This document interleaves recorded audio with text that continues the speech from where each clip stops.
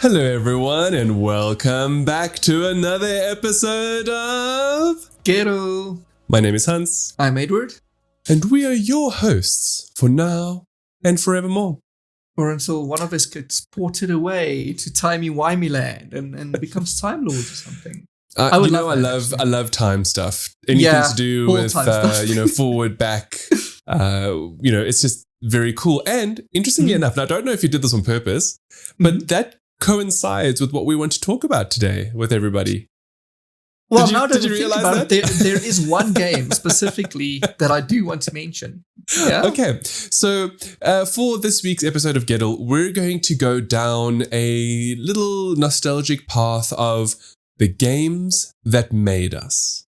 And just talk a little bit about what it was like back in what we would consider maybe the early or golden era of video games, and how they've influenced us today as 30-something adults, and how we feel about the current gaming landscape. So a little bit more of a focused episode, I would say. Yeah. But if you're interested and you're keen to go with us on this journey, then we welcome you. Welcome to our nostalgia with open arms. Okay, and so you came up with this topic earlier this week. We were talking about what we wanted to do for the next episode of Gettle, and you actually mentioned you were working on a retrospective of a particular game for gamers. Yes. So perhaps we should start there. Let's start with the retrospective you were working on, and then we can go from there into the games that made us. Yeah. So last week, on the last Gettle, I alluded to something that I was just playing around with. This time I decided to make it come to fruition, and that is literally just taking a step back and looking at essentially what we're doing today.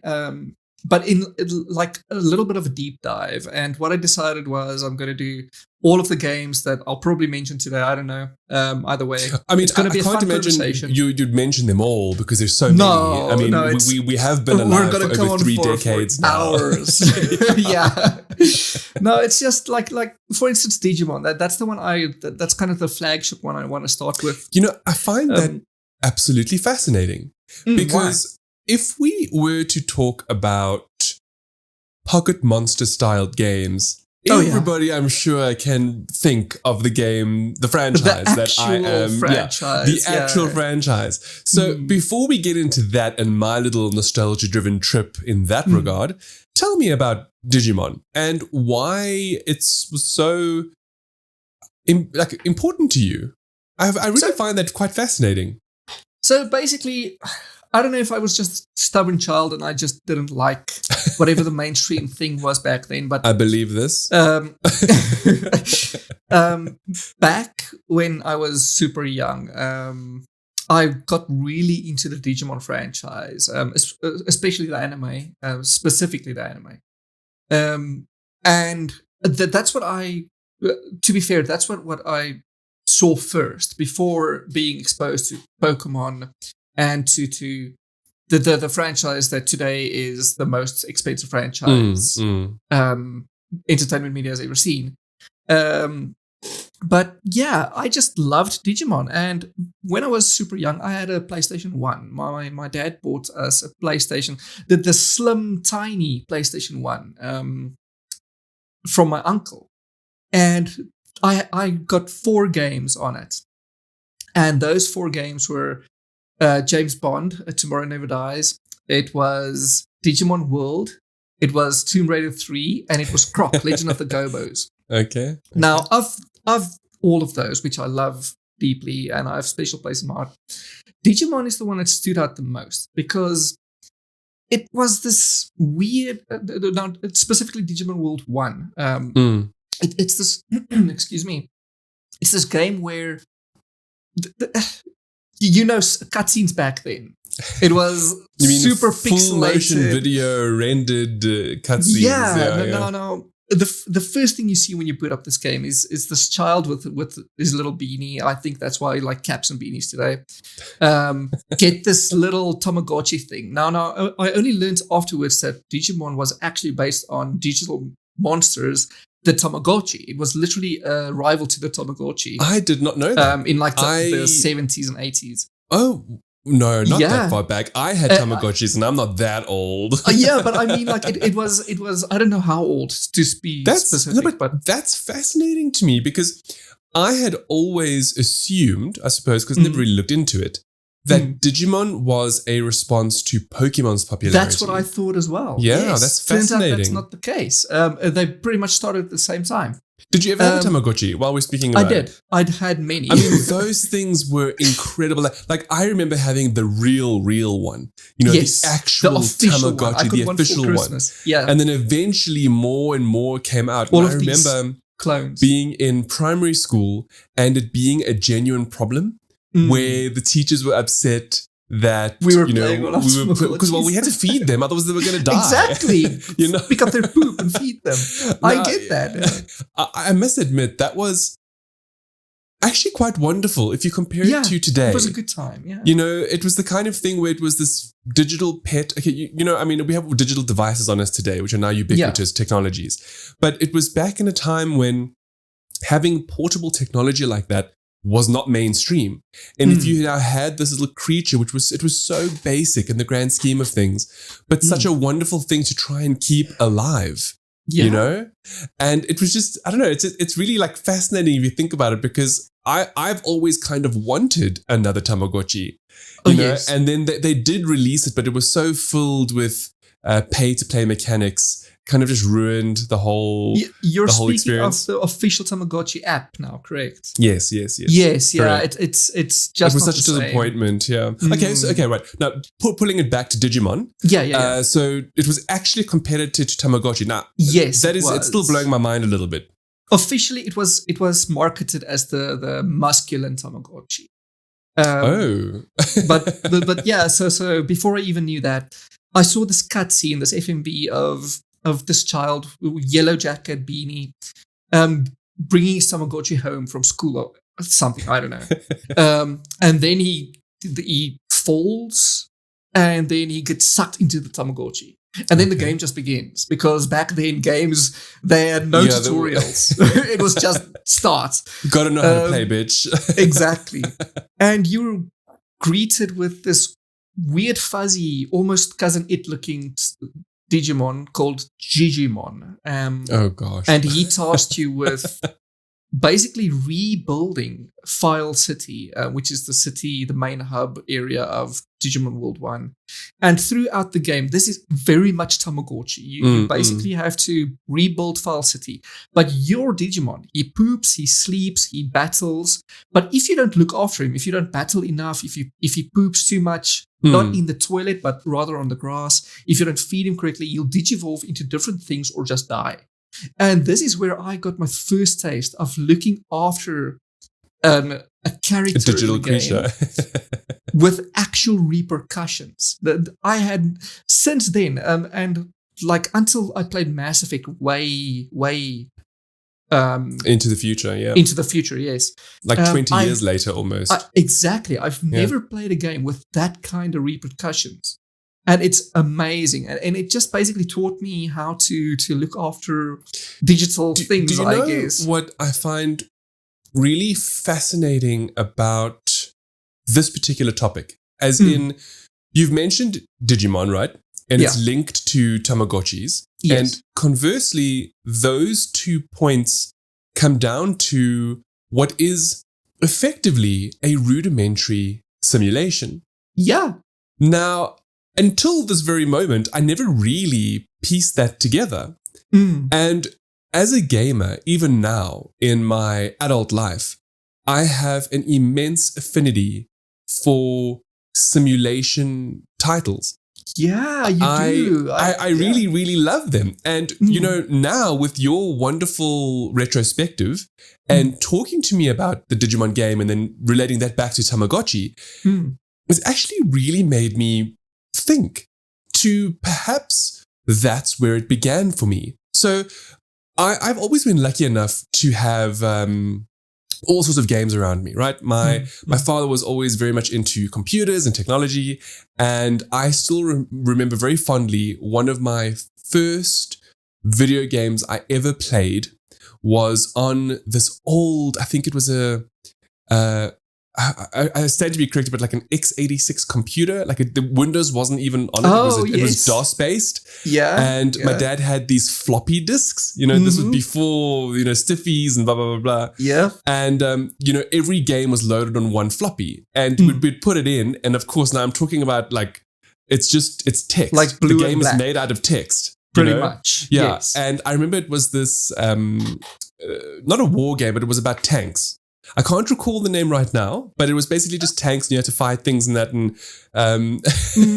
my dad, sorry Hans, to interject, my dad had a war game. No, this was after it was still floppies. I think he still has the floppies, but anyway, it was a little bit later, but my dad had a game called Jagged Alliance.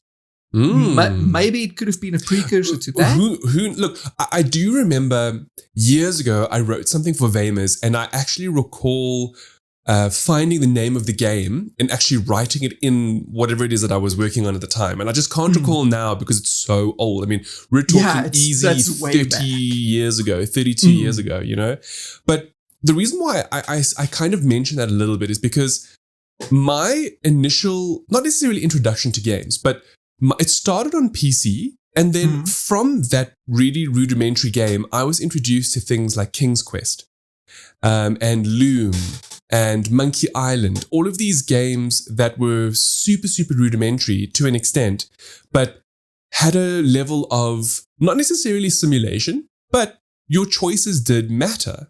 Despite these games being very old, it was always like a core tenet of LucasArts. I think it was LucasArts. No, not LucasArts, sorry. Lucas of Games. Sierra Games. Oh, yeah. Okay. Was to always have that kind of an element to it. But honestly, sorry, backtracking a bit now because now I've sidetracked ever so slightly. Well, that's fine. The Tamagotchi is essentially that, but in a somewhat more modern form that you can carry with you. Because remember, we're talking super rudimentary here. Basic as monocolor LCD with a battery that lasted like a week. Actually, the battery has lasted for a fair amount of time, if I must be honest. And you have to look after this digital creature. And when I think about that, that must be a game that shaped me. It must right? Because for sure. Throughout my childhood then, I absolutely always gravitated to things like Jurassic Park Operation Genesis, to I want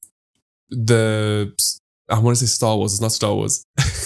Star Trek? StarCraft, sorry, yes. Yeah. To StarCraft and Warcraft and Command and Conquer and all of those real-time strategy games. But then at the same time, a big portion of where I spent a lot of my time were in games like Populous, Black and White, The Sims. I'm talking about the original incarnations of a lot of these titles. The God games. Yes, the God games. That's it. Yeah. That simulation genre. And I don't know. Thank you. That's just like such a wonderful way of thinking about it. Now, I know initially when we started speaking, I was very much like, Pokemon, Pokemon, Yeah, of course. But Pokemon is now a wholly different game. Oh, it's a beast on its own. No, but hear me out now, because I think this is truly to me it's fascinating, right?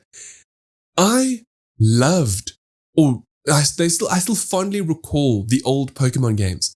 But those are not simulation or real-time strategy. No, they're RPGs. They're role-playing games. Crawlers, essentially. And I'm not a role-playing gamer. I don't enjoy them. Yeah. Right? Isn't that absolutely fascinating? Like, even today, I'm a huge Pokemon fan. I love the cards. I still enjoy the merchandise. I haven't been a huge fan of the newer games and even some of the older ones. I mean, I think I stopped after, not Gold and Silver. It was just after that. I kind of sort of, Ruby, I loved the games and I played them. Yeah, I did play Emerald, but I kind of I fell a little bit out of love with them, right? Because it was very repetitive and the same thing. And I don't really like repetition. But then again, I don't know. Okay, now I'm just rambling. No, it's fine. Because this is intriguing. It's just making me think of a lot of stuff. And, because we're particularly talking here about games that shaped us, right? Yes. And I now realize, I really gravitated to things like, if we really go way back again, to Where in the World is Carmen Sandiego? Which might not be a simulation, but it's very much like a mystery whodunit. And then that then makes me think about how I enjoyed games like Monkey Island and Loom Myst, even? Myst, maybe? My gosh, Myst was... I remember spending hours and weekends with my cousins trying to figure out the puzzles. What to do. Literally like writing them down on a notepad because you couldn't get through. Exactly. I remember having this game. It was kind of a clone, because back then clones were abundant, called Egypt. Now, I don't know if it was a AAA title, I guess, back then. But it was similar to Myst, and I just couldn't get past the first 2 hours because the puzzles were so bad. But you know, I actually miss that. So, you know, some people might argue that the puzzles from those older titles were a little bit too like too out of the box. But no, in all fairness, the difference between, in my personal opinion, games from back then versus a lot of the content we see today is that titles from the past almost never held your hand. They were like, here's the gameplay. And you were like, I don't know how. Yeah, like, what is this? And they're just like, figure it out. You know, whereas games today, you know, I suppose that was where the birth of the tutorial came from. You know, specifically as games, evolved and became more advanced, and controller schemes and so on and so forth. Yeah, it's I still want to keep speaking more about these earlier games, and I've spoken to everybody now very much about how even to this day, I'm a huge fan of city builders, simulation, real-time strategies, and I will dabble in RPG if a game has RPG elements, but I'm not somebody to dive into a full-on role-playing game. Like Mass Effect, I thoroughly enjoyed, because to me, that's adventure game with RPG tacked on. It's not a full-on RPG in my opinion, you know? Yeah. It's more action. Yeah. So let's go back a little bit more. Now, so something else I suppose we have to speak about is there is 6 years between us. So where I also feel like I actually really enjoy Digimon. I watched all the episodes of the show, right? And that was also a time where I started discovering Yu-Gi-Oh! And Dragon Ball Z. Oh gosh, I loved Yu-Gi-Oh! Okay. Yeah. Of course, the differences with those is that Yu-Gi-Oh! For me was the cards, in very much the way that I was already collecting the Pokemon cards at the time. Yeah, so you were already invested in that singular facet. That's another interesting thing to me. Now, I wonder where this falls in. So I've discovered or noted as an adult that I'm very much a collector. Now, not a collector of arbitrary things. Like, I'm not a hoarder. That's not what I mean by a collector. Well, that's what like hoarders say. But kind of like I've always received great enjoyment from card collecting, specifically in the past. You know, I used to have it was the X-Men 93 collection, the Pokemon cards eventually, and so on and so forth. And I found that today, weirdly enough, that translates a little bit to games where you can buy limited edition things. And in particular, I'm speaking about Apex Legends and, cosmetics. I spend way too much money on cosmetics, and it's all down to the fact because I want to collect them all. Especially if they're like a limited edition and they're rare, and I have that thing of I need that rarity in my life. I want to say you are what's wrong with modern gaming, but I won't say that. Well, look, I would never support pay to play or pay to win. I vehemently disagree with that. You see, understand, I am buying a skin that does absolutely nothing for the character other than the fact that A, it's got a legendary rarity, meaning that if you don't buy it, you can never get it. And B, it just makes your character look cool. You know, so I'm okay with that, And again, now I'm trying to think back to relate to how that actually, where did that come from? Well, and I would imagine it was when I started collecting stickers for dinosaurs. And then from stickers, it went to stamps, and from stamps, it went to trading cards. Man, I never did the stamp thing. I did the sticker thing. Hey? A good long while. Then I did the card thing. And the stickers thing was amazing. Because I remember for all the franchises. going to school and being like, yeah, I got this one. Like, yeah, and then you pull out your edition. book, your sticker book, and then you're like, look at this, I got the shiny bitch. Yeah, I remember like Dragon Ball Z stickers and Pokemon stickers and Digimon stickers. Those are the big three I did. The big three, yeah. Yeah. You see, also Beyblade. So Lion King was, I think, before you were born, right? I had a Lion King sticker book. You but were probably like 3 or 4 when the Lion King came out. So Man, 5 or 6. I think I was like 1. When were you 91? Yeah. Yeah. Lion King came out in 94. You were 3 already. Jeez, man. I loved the movie, but so gosh, I was what? Ago. I was 8. I was 8. Yeah, 8, 9. 8, 9. Right? Yeah. And I remember we traveled to Singapore that year for something, and I actually bought a copy of the movie there. And it had only, when we got back to South Africa, it had only just been on the cinema. And I remember I took it to school and we all watched it. And then I cried heavily afterwards because the school's VCR destroyed it. Gosh. Anyway, there was also like a collectible element to it. Do you remember the marbles at all? I do remember marbles. Okay. I played marbles in my primary school. Now I'm starting to wonder. Yeah. What if those movie tie-ins were basically just the 90s version of DLC and pay to enjoy? Well, the difference is it's kind of like tacked on. It's an extra experience. It's not. You don't need the vanilla, the original to enjoy it. Oh, but of course you do. If you didn't watch the movie, you wouldn't care. But even then, watching the movie and getting the product is two different things. Yeah, I suppose. I mean, it's kind of like getting the game and then buying the add-ons. Maybe. I don't know. You can justify your DLC Battle Pass purchases all you want. So yes. What I meant to get to just now was, what are your primary games? Like your genres, if you had to choose. Now, I know that genres. both of us enjoy a lot, but like if you had to pick, let's say, 3 or 4 favorite genres. RPG, for sure, but I prefer old school RPGs, the more turn-based stuff. Okay. And then I would say third-person adventure. Yes, so absolutely. Today those are usually intertwined. Actually, today those are quite rare. So, something like The Last of Us 2 would be a newer incarnation of an action adventure. But I also know that what you're almost talking about in particular is very different, because when we grew up, things like Crash Bandicoot were considered the action adventure, or sorry, the platformer of the time. Pretty much, where Tomb Raider then took that platforming and sort of expanded on it to showcase how, you can actually have action and story, not just jumping around on blocks, into different things. Yeah. That's quite interesting. And then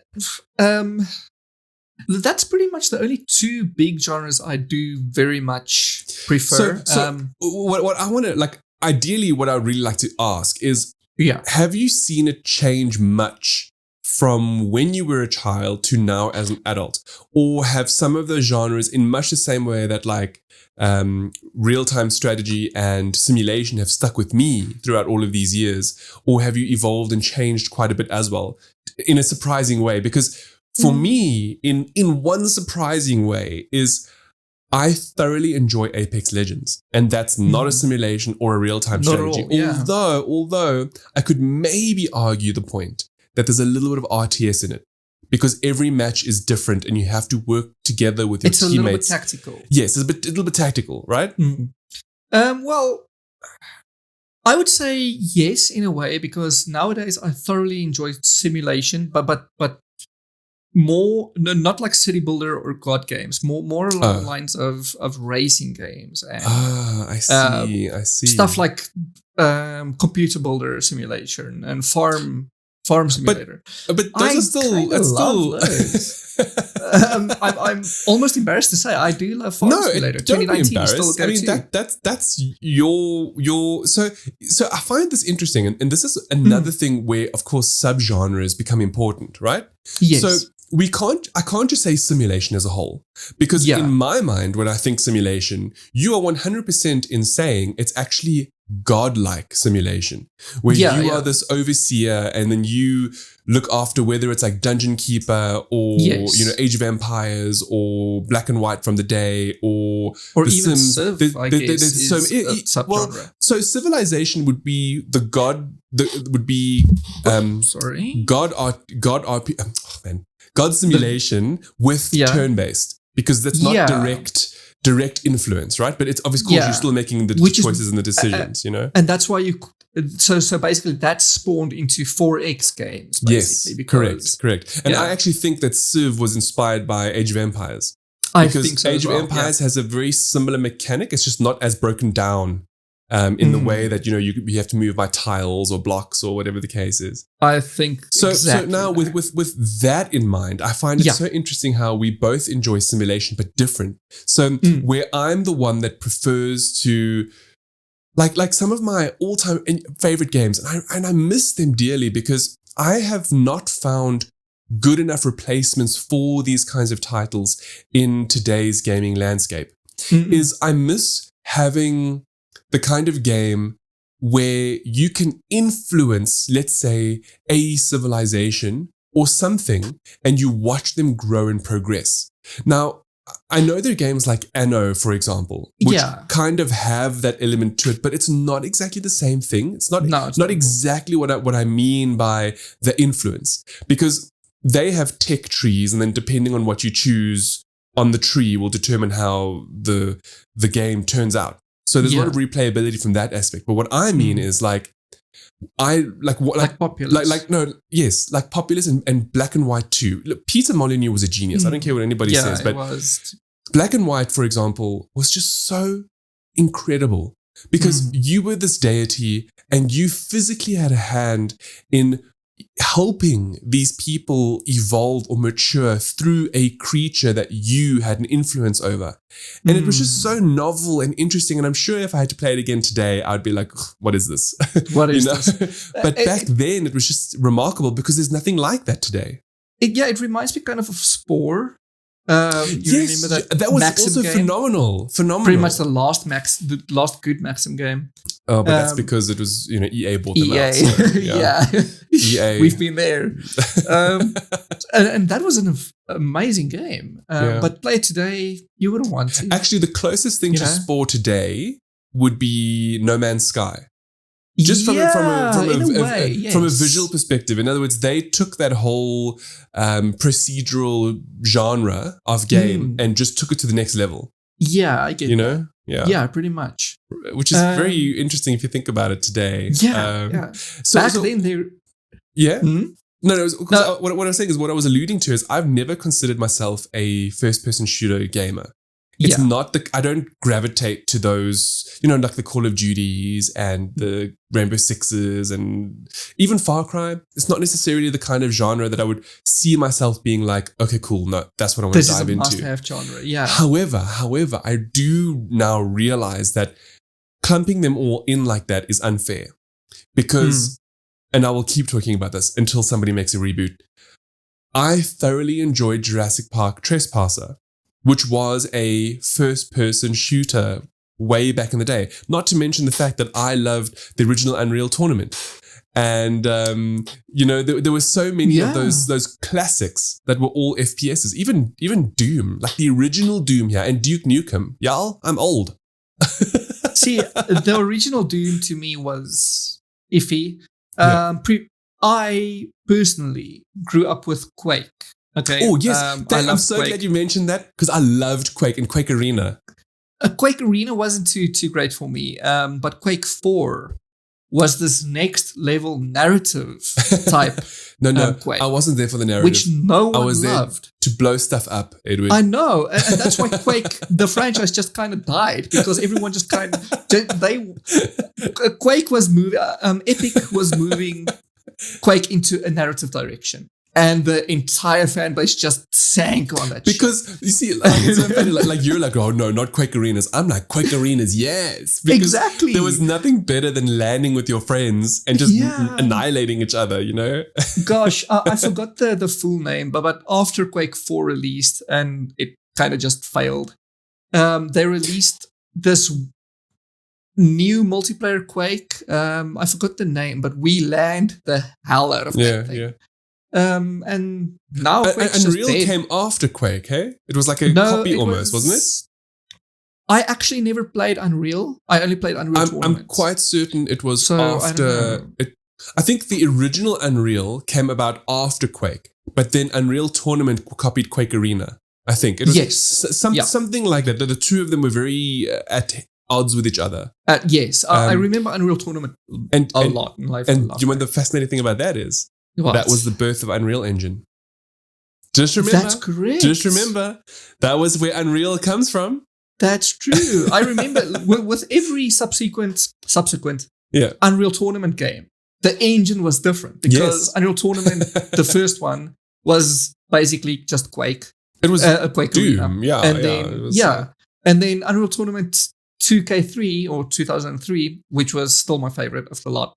It was this brand new first-person action arena shooter, which was never seen before until Quake Arena also updated to have that. And then 2K7 just crap.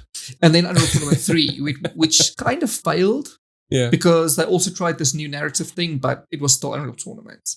And that was Unreal Tournament 3, the Unreal Engine 3. That was like, that is basically all the games you play today. And then came Unreal Tournament Engine 4. Yeah.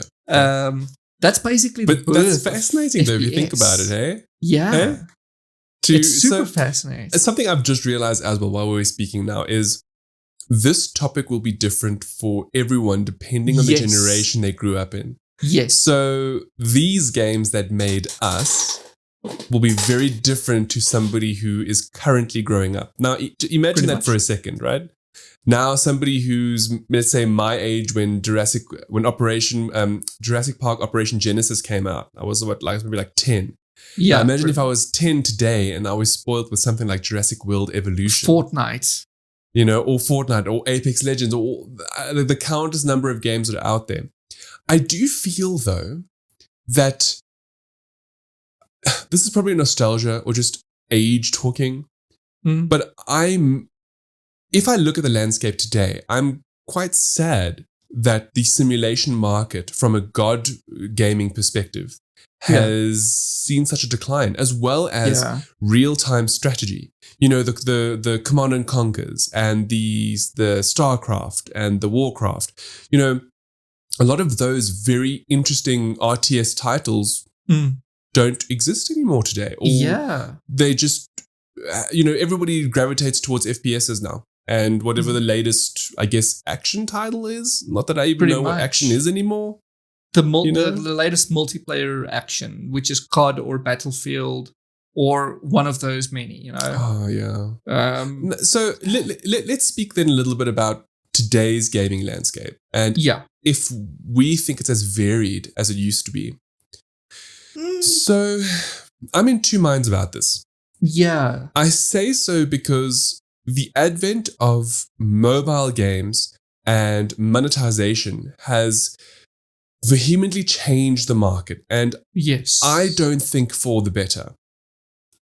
I say this because as a simulation gamer, but the God simulation gamer, I have found that almost all of those titles are just money-hungry cash grabs on mobile.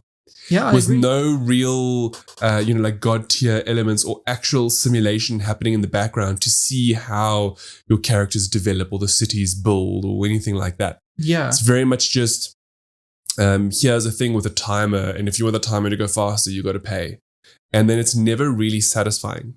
That's my current opinion of those particular titles, which to me is very sad and a little bit unfortunate. It's super sad. Yeah. And now I'm wondering about if there's a cognitive impact or some sort of a sociological impact on on empathy for people who could have played games like that versus the games that are available today and they don't have. I don't know. That's just me wondering out loud now because I think you're no, but the thing is, people weren't always attracted to games like that in the past anyway. So if you didn't really enjoy godlike simulations, you wouldn't have played them. So it wouldn't make a difference. It wouldn't have no impact on you. So then, it makes you wonder if maybe we're more in tuned to just. Actually, I think what has changed. I think what has actually changed. I think this is maybe the key factor. Is people today want instant gratification, and that means that a god tier simulation wouldn't give it to them. Because that requires time and patience to build and to nourish whatever it is you're doing in the game versus something like Call of Duty where you can just go into a multiplayer match within like 2 minutes, shoot some noobs and then leave. Yeah, pretty much. Yeah. That's that's a very interesting, that's quite a... Exactly. Okay. I mean, people want it so bad they're willing to spend real life money for it. Yeah. On top of what they already spent to get the game. And the online fees and so on and so forth. Exactly. And I think that's kind of what influenced all companies to move in a similar direction for different styles of games. Exactly.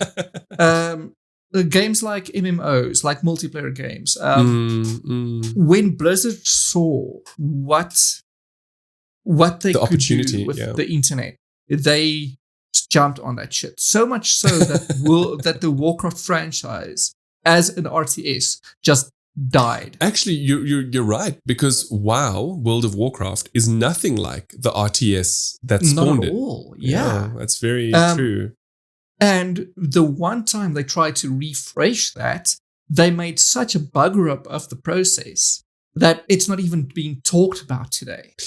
I find it interesting they never made a World of StarCraft. I think they might have had that in the pipeline. But that could have been cool. I have a tiny feeling that they were afraid of messing up what potential they had with WoW. Like one game is going to kill the other.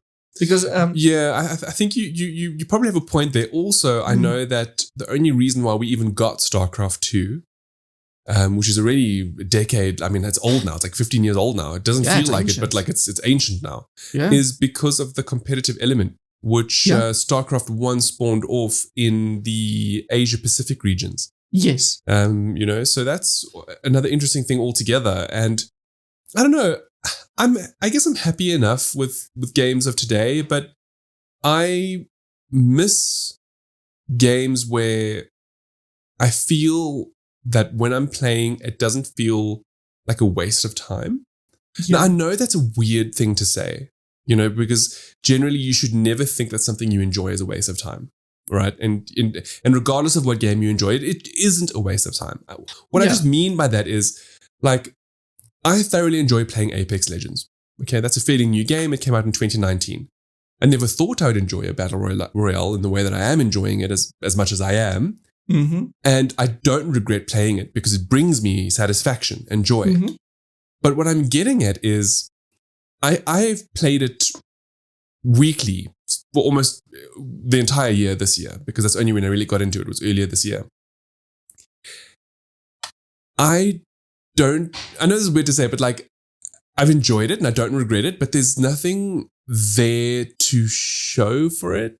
Now, I know that's a weird thing to say, because if I played competitively, I could, rank up and so on and so forth. But what I mean is, imagine an online, okay, it doesn't even have to be online, but let's just imagine for the sake of modernity, right?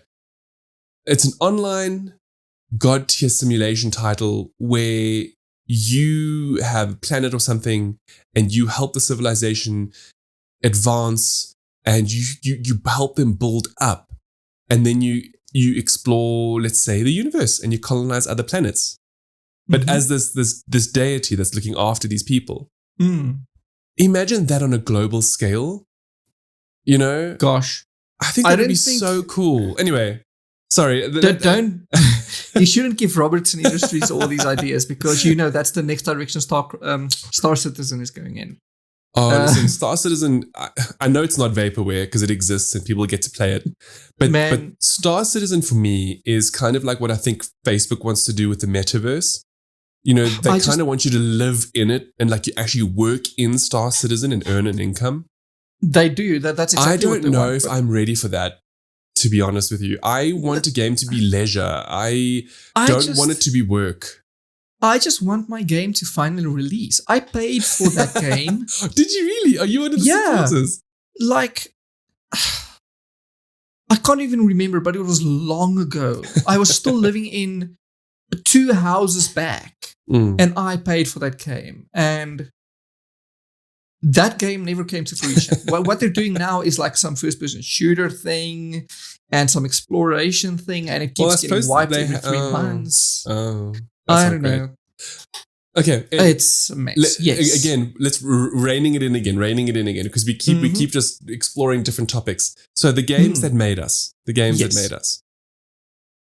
Give me a few more of the ones that really stand out in your memory over the last like 2 decades that you feel have had a legitimate impact on the gamer you are today. Final Fantasy 9. Good, yeah. That's the Final Fantasy I began with. I saw my dad playing it, and I just always watched him play. Mine was 7, and it's Ares for life. Don't come at me with Aerith. That's all I'm saying. That's just a bad translation, okay? After that, I moved to 4. Okay, yeah. I moved to Final Fantasy 4, which I loved even more because it was even more old school.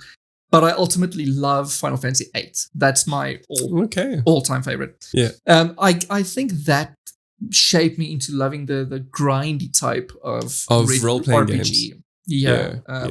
The kind of turn-based thing where you have to, after 30 hours, you spend 10 hours just fighting monsters. And then you can finally continue. So I've found that I've never enjoyed that. And I'm only now genuinely realizing that because I actually do remember back in the day. Remember, my first RPGs were Pokemon.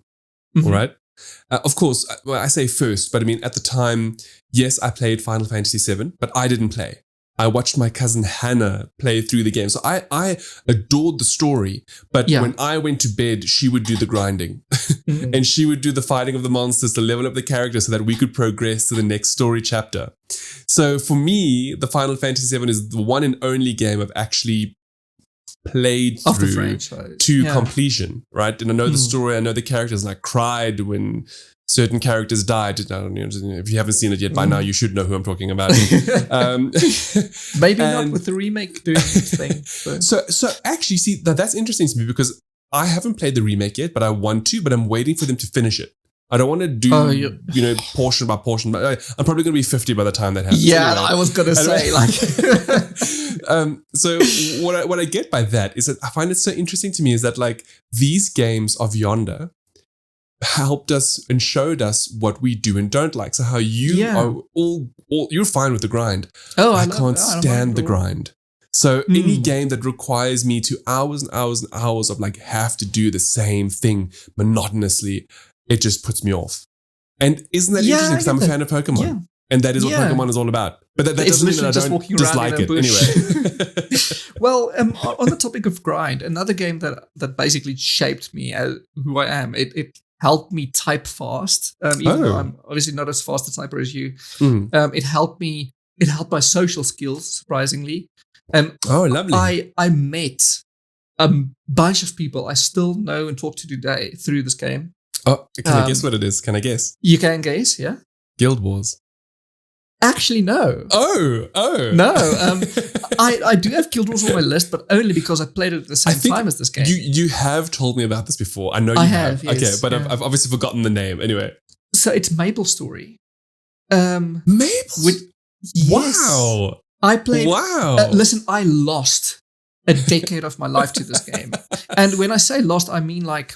As you know, I tend to be obsessive. I have an obsessive personality if I love something. That's normal. I don't think that's unusual. Maybe. Look at how much of a fan of Jurassic Park I still am today. I guess, but when I say obsessive, I mean like I started failing grades because of this game. Oh, okay. All right. That's okay. Please don't ever do drugs, Edward. No, I'm never gonna do drugs. The only drug I do is nicotine. I always forget you're a smoker because you vape. No, I don't. Yeah, I vape. I don't I forget. Don't Okay, smoke. anyway. Kids, please don't smoke. Don't. It's an awful habit, please. And if you don't do anything regarding your lungs, don't even vape. Because that's still goes into your lungs. Yeah, it's still really bad for you. Yeah, anyway, yeah, PSA, with that PSA over, the reason MapleStory is so high on my list is because I met people through it, and I love people that I met through it. And I learned my love for the English language thanks to MapleStory. Oh, that's fascinating. It's during this time in my life that I decided I want to write one day. I want to be a published author. And that's just my goal. Wow.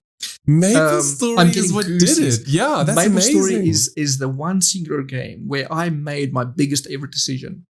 And that is just what I want to become. Edward, that's incredible. Yeah, and mainly because it's one of those grindy games. Okay, Yeah. so you're level 39 or whatever, and you're on this map because it's like tiny maps, platform based, and then MapleStory had a keyboard control, so it's like you use the arrow keys to move, and then use the delete key to shoot your bombs or your arrows or whatever. It was weird, stupid controls. In retrospect. And then at the same time, when someone logs on, you're like, enter, quickly type a message, enter, and you continue before this creature, before these monsters you're bombing, fight back. So it taught me how to spell at least decently well in seconds, literal seconds. So yeah, that's why I chose MapleStory. That's and then the third incredible. game, I would say, is Chrono Trigger, which is also an RPG. This is a timey-wimey game I alluded to earlier. It's super old school. It's kind of like a 2D isometric game with super pixels. It's a very pixely game, but it's one of the best damn RPGs I've played in my life, and it still is. It's still up there. It's still the best. That's awesome. It has like 36 endings, depending on what you do throughout the game. Wow. And it's the tiniest thing. I love that, if you choose not to eat someone's lunch at the very beginning of the game, you get a different ending at the end of the game. I love that, it's though. So I love that. Nuanced. Yeah. And yeah, that's the three big ones, I would say. That's incredible. Yeah. Wow. What about you? I mean, I don't have anything as revelatory as MapleStory. picking a life path because of a video game. I suppose it's just more along the lines of those initial games that set me on the path of the genres I would most enjoy, I think.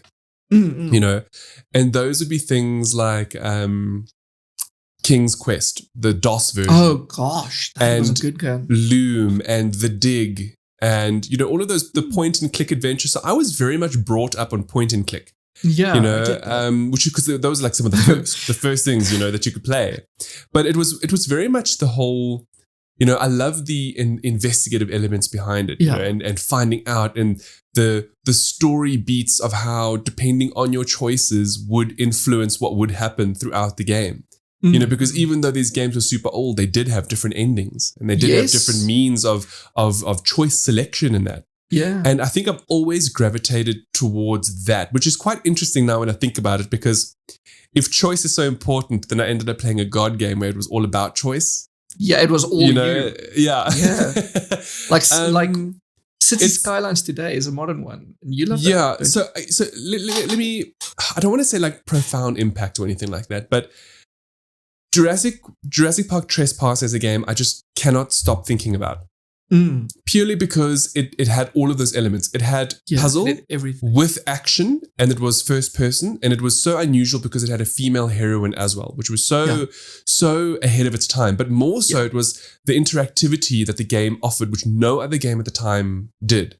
You know, it had a full-on physics-based system where you could pick up things and throw them. Oh man! You know, and break things, and it was very, very cutting edge. So I have found that maybe, instead of influencing my life in such a drastic way as MapleStory did for you, these have helped me sort of gravitate towards the games that I enjoy the most. Yeah. You know, and for me, I would say that they are generally either very narrative heavy or they have no narrative because I'm the narrative. And what I mean by that is it's either a game like Jak and Daxter, for example, or Tomb Raider, which had these awesome narratives that you would follow, action adventure, you go through with this character, right? Or you are in control of this character. So that would be like Black and White or the movies or The Sims, where you now make your own story and then it develops into something. Man, you see? I remember Tomb Raider, the original. Right? There were 4 generations of Tomb Raider, which we are on the 4th now. The first generation ended with Tomb Raider 3. Okay. And I remember playing Tomb Raider 3, and that was just a cool action adventure game, whatever, platformer. And then Tomb Raider 4 came out with its heavy narrative where you basically see Lara grow from young Tomb Raider to... Wasn't that Dark Angel? No, Dark Angel was 6. That was the 3rd generation already. Okay. Yeah. Sure. I know this because I was obsessed with Tomb Raider as well for different reasons. So you saw this young Lara grow up, and then it ends with her apparent death at the hands of her mentor. Yeah. And then Tomb Raider 5 came out. Tomb Raider Chronicles. And it begins with this weird memory section where we see, she's not dead and she's there to kill all the people who wronged her or whatever. And it was so bad. And that's when basically Tomb Raider, it fell off for me. And it became an action game more so than a story game. Yes. So it's intriguing that you mentioned Tomb Raider because I have this fond memories of this one singular game because number 3 just had a creepy ass butler. I love the butler. He was my favorite in the house. I love that. In the mansion, yes. Yes, in the mansion. And you lock him in a fridge. Every time I turn around because it has this training section in the house because that had Angelina Jolie do the voice, I believe. No. I think so. No, maybe in the remake or something, but definitely not for the original one. Okay. No. I just remember it was around the same time that I played it. And then you turn around and the butler is right there. It was scarier than Splinter Cell. Not Splinter Cell, Silent Hill. Well, this is why you don't do scary games, right?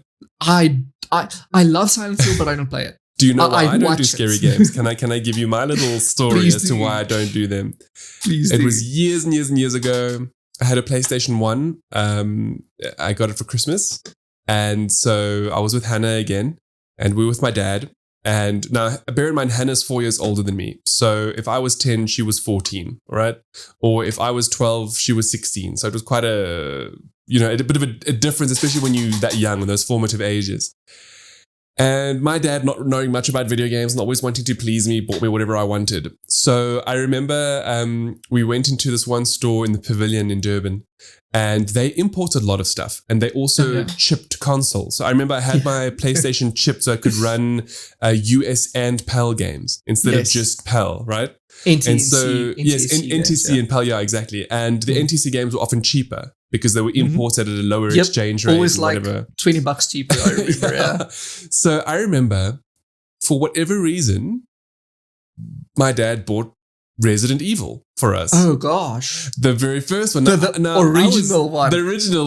Now, I was young, okay? And we took it home and Hannah was so super excited. She couldn't wait. Of course. She obviously was so into it. She couldn't wait, Yeah. And, we popped the disc in and I will never, ever, ever, ever forget that first FMV of the zombie and those noises it made. I was going to never, for the life of me, ever forget. And I was not traumatized because I was never ever that kind of a kid that got traumatized by watching things, right? But it genuinely freaked me out and I couldn't watch her play the game because I don't do jump scares and stuff. And then after seeing that and the whole noises and stuff, I just couldn't. And then I was so upset about it and I was like, no, daddy, I don't want this game anymore. And then eventually we changed it for, I think it was Jak and Daxter. and never looked back. See, what did it for me in Resident Evil specifically was that dog scene, that first dog jump scare. Yes, through the window. Through the window, yeah. I'll never forget it. I'm even getting goosebumps now thinking about it. They all happen at very similar times. So it's after you first see that initial, you know which FMV I'm talking about, right? Yes. Where like you open the door and then like it's like he's eating the person and then he turns or whatever. Yeah. And then after that, it's the dog one. And it was just, I don't do scary games today. I'll never do scary games. I don't do scary movies either. I don't do jump scares. Now, thrillers, I'm all for. Suspense, I'm all for. Like, I thoroughly, like one of my favorite games, I don't want to say of all time, but it's very close, is Alien Isolation. I absolutely adore that game. It's and I want a Jurassic Park equivalent at some point in time. But suspense I can do, but I can't do shock horror. It's just, with stuff that jumps out at you, I'm not interested. No thanks. I get that. Like, I'll still play scary games. Yeah. But it's not my cup of tea. yeah. So yeah, I get why you're like a big no on those. Well, this was what a wonderful discussion. I thought we were only going to maybe just talk for a short while on this, and the thing is, if I don't make us stop now, we will just wax lyrical forever. So I mean, there's so much more we can talk about in terms of the games that made us. But I'm happy we at least, got down to, if anything at all, the fact that, there are very much titles from our past that have influenced the genres of games we enjoy today. And I then want to put forward the question to those of you who are growing up today, perhaps, if you're listening to this, what games have influenced you in your formative years? Like, let's perhaps say you are 20 years or 15 years younger than Edward and I. What are your formative games? Like, and how do they make you feel? Even now, like imagine the Fortnite generation. That's their version of my Operation Genesis or my Pokemon or your Maple story, And I would love to, if anybody does listen this far into the podcast, to let us know, actually, regardless of whether you've listened this far or not, what are your thoughts on it? Do you have games that made you? Let us know. And on that note, I just want to mention that I find it intriguing that not one of us mentioned the big, like when you ask someone on the street today what big game they loved or whatever, it'll be something like Elder Scrolls, it'll be something like Doom, or all the big ones, Half-Life. Yes. I find it fascinating that not one of us really mentioned those. And I think, okay, even if it was one of those more mainstream games, I want to know from you guys, the listeners and the viewers, if it was and why, specifically why. Ed, I mean, we could remember, we've only touched on a very small portion of games we've played, because I can honestly tell you that Halo is a huge formative game for me. Oh, yes. The original one, that actually made me enjoy FPSs more than most others. Also because of the narrative, like you fall in love with Cortana and Master Chief, but then also Fable. I thoroughly enjoyed all of the Fable games, and I love that was one of the first titles, in my memory at any rate, to bring in how good versus evil and how that changes the world around you. And that is something I've always adored. I love that epic consequence, even though I'm the kind of gamer who has to, like, especially now today with the advent of the internet and Google, I have to pause and stop because I need the good ending. When we're back then, that didn't exist. Well. Okay, so one more thing, because I know we're meant to be ending now. We're meant to be ending. Now, this is a more modern title, right? From the PlayStation 3 era. More modern, like 15 years ago, gosh. But Heavy Rain is one of my, I wouldn't say all-time favorite games, but is one of the games that had marked me the most. Because it was the first time I ever truly felt that my decisions in a game had an impact. And how I clearly remember there was a point where you had to kill a character at gunpoint, and your choice was either to do it or not. And regardless of, how Fable has the good versus evil and how many games, like Mass Effect has like good versus evil, this game didn't have that. It was just a choice of gray. It was gray, and it was so impactful for me. I remember I couldn't do it, and I was like, I have to let this person live, and I was actually shaking at the thought. Actually, what made that scene even more powerful is the fact that this character, he's a baddie. He that's isn't, it. not baddie in terms of evil, baddie in terms of he fondles children. Yeah. Now, but the reason why you like, obviously the jerk reaction is, oh no, you're going to kill that guy. But the reason you don't want to is because you're already so invested into the character you're playing, Ethan Mars. It was done so well. That you don't want to. Like, I'm also getting goosebumps. You don't want to put Ethan through that. Yes, right. Like it's what Ethan is going through. What you are just a pilot. You're piloting Ethan, and so it's different than an RPG. But you're so invested in this game, and it's such a good game that you have to take into consideration what this will do to the people around him. And that's what made Heavy Rain so well. And again, that's another thing that I would love to have, if I had just infinite money and resources, is I would love to actually get people into a room or whatever, 2 different groups, and one has to kill and one doesn't have to kill. But you separate the groups by empathy. And then you determine whether more empathetic people would do it or the less empathetic. I know you just think, obviously, that's the case, but not necessarily. Sometimes somebody who's very empathetic might think very logically. Anyway, that just came to my mind. Anyway, Edward, this was a phenomenal discussion. I really enjoyed this episode. Actually, I hope that those who listen will enjoy it as well. Yeah. Yeah. All right. Yeah. Well, with that in mind, we hope you all have a wonderful couple of weeks ahead. Yep.